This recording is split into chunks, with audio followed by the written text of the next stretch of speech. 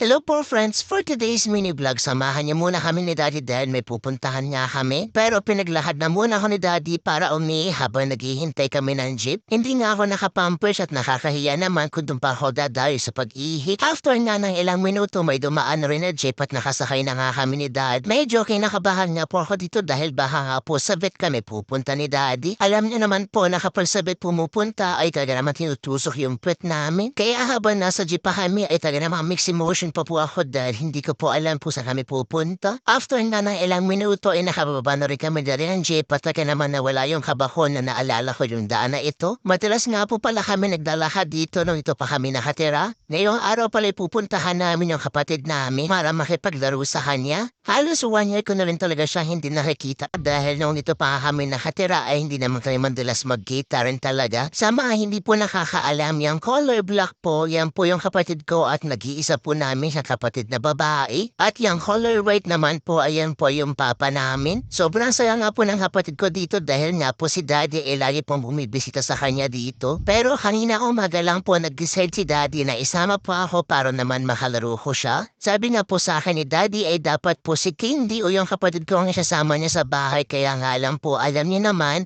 yung kapatid ko laging bardagulan baka po magaskesan yung kapatid namin. Kaya naisip po ni Daddy na every time na dadalaw siya sa kapatid namin ay isasama niya po ang isa sa amin. At ako nga po yung kanyang unang sinama dahil ako naman po yung pinakamabait sa amin. Uy, inaamoy-amoy pangalan po ako ng kapatid ko dito at habang sila Daddy naman po at yung mama naman niya ay nagkakwentuhan na agad. John, nahihiya nga po ako dito dahil nga po ngayon ulit kami nagkita ng kapatid ko. Habang nag-a-adjust pa nga ako sa kanila dito ay lumapit na nga si Candy kay Daddy. Alam niyo ba po friends na yung ugali ni Candy ay kasing ugali nga ni Mama Cindy? Alam niyo ba po friends kahit ngayon na ulit kami nagkita ni Kuya Johnson o ni Papa Johnson or at nakapatid ko na sa Candy ay hindi nga nila ako inaway. Hinayaan na mo nila ako makapag-adjust pag sila nakipaglaro sa akin. Sabi nga sa akin ni Daddy ay makipaglaro nga daw sa kapatid ko tapos kay Kuya Johnson habang nito pa nga ako. Dahil next time na sa pagbalik ni Daddy ay si Coco naman ang dadali niya para naman magkita yung dalawang color black. Sa totoo lang po friends, dapat talaga si Coco muna ang una ng dadalhin dito dahil nga si Coco ay color black din. Kaya alam, syempre ako nga isa sa mga pinakamabait kaya ako na muna ang kanyang dinala dito. Maya't maya nga ang lapit ni Candy kay Daddy dito kaya naman lumapit na nga rin ako para kamustahin siya. Amoy-amoy ko nga si Candy dito dahil nga sobrang liit nga din talaga niya. Medyo malaki nga lang po pala ako sa kanya ng konti. Hindi na rin talaga nagtagal lumapit na rin ako kay Kuya Johnson dito para laruin sila. Isa nga po pala sa nagustuhan ko dito ay meron nga po pala silang pusa. Meron din silang alagang hamster. Kaya naman lately parang gusto ni Daddy magkaroon ng hamster sa bahay dahil sa kanila. Bigla ko nga po nakita sa ibabaw ng table yung presyo nilang pusa kaya naman tumayo nga ako dito saglit. Ito nga po sana hawakan yung pusa nila kaya naman pumato ako sa upuan para abutin. Kaya halang lumayo siya sa akin. Pinababa na nga muna ako ni Candy dahil nakaklose nga niya yung pusa nila. Kaming dalawa na nga lang daw muna ang maglaro. Pero bago yun, tinanong ko na muna yung pusa nila kung ayaw ba niya makipaglaro sa akin. Ayaw niya makipaglaro sa akin kaya nga bumaba na rin ako ng upuan.